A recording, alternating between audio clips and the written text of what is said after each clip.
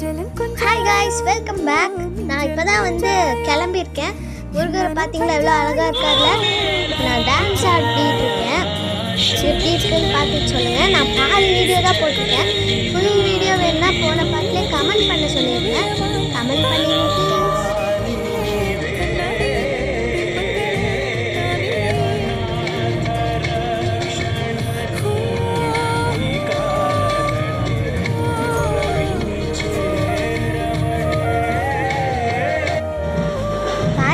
எல்லாரும் உட்காந்து ஆடிட்டு இருக்காங்க.